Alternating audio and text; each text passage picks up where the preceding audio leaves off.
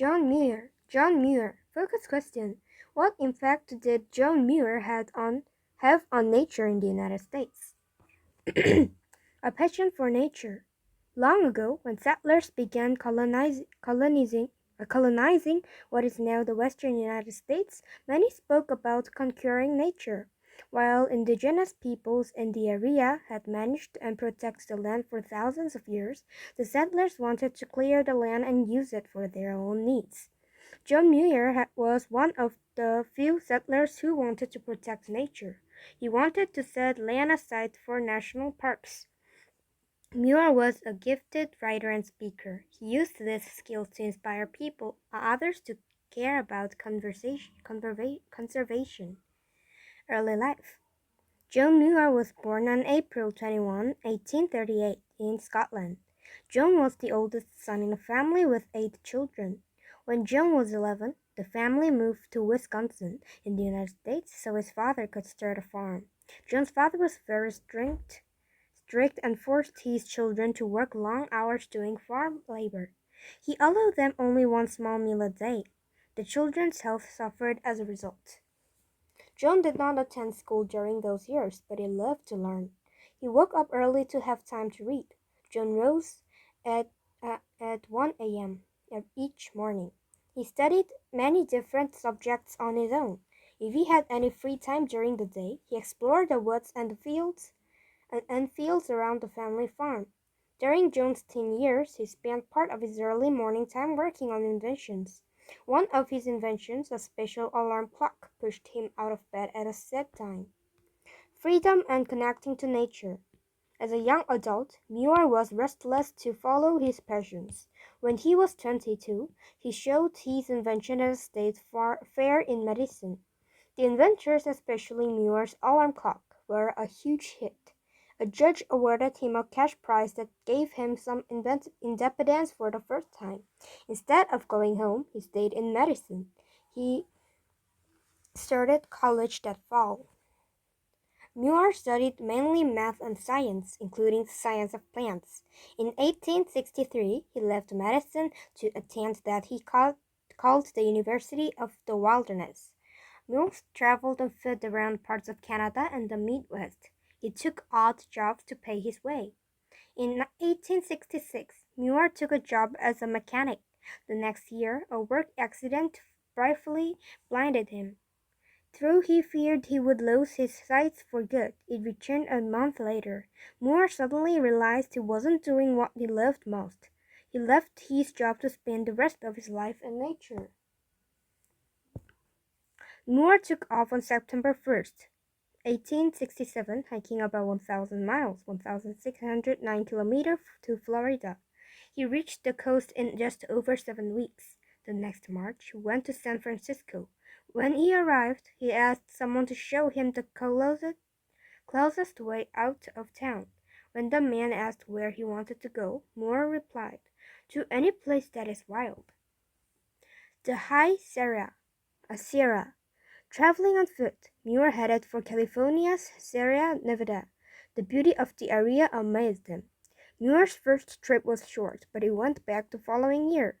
He worked bravely as a shepherd, and later he ran a sawmill near Yosemite Falls.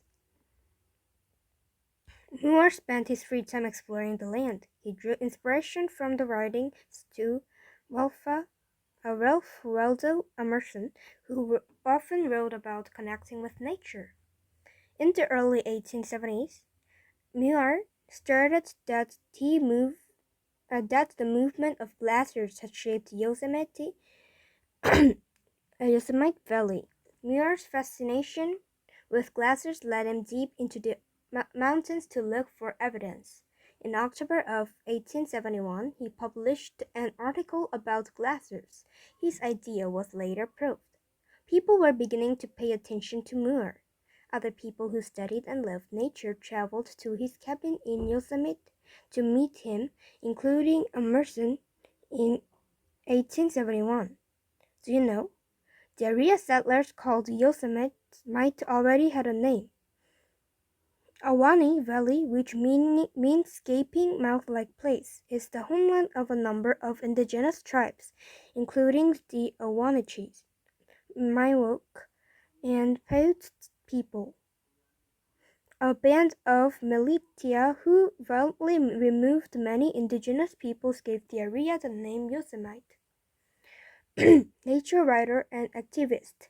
In 1873, Muir moved to Oakland, California to write magazine articles about nature. He wanted readers to care about nature the way he did. In April 1880, Muir married Louis Wanda Strentzel. He moved to her family's fruit ranch. However, Muir was unhappy with ranch work. With Louis' support, he started traveling again. Louis Wanda Strentzel, 1847 to 1905, was the only child of Polish immigrants. He received a formal education and achieved a perfect score in every subject she studied. She was musically gifted and could have been a concert pianist that preferred the quiet life on the family farm. Louis was supportive of her husband's passion for nature areas but did not share it. They had two daughters, Wanda and Helen. After traveling to Yosemite in 1889, Moore published two articles about the area's beauty. Other people worked with Muir by asking the government to protect Yosemite. The next year, Yosemite became the third U.S. national park. In 1892, Muir helped found the Sierra Club to help preserve the Sierra Nevada, and he became its first president. The Sierra Club is now a leading conservation organization. In 1903, President Theodore Roosevelt asked to meet with Muir. The president wanted to better understand the needs of nature areas in the West.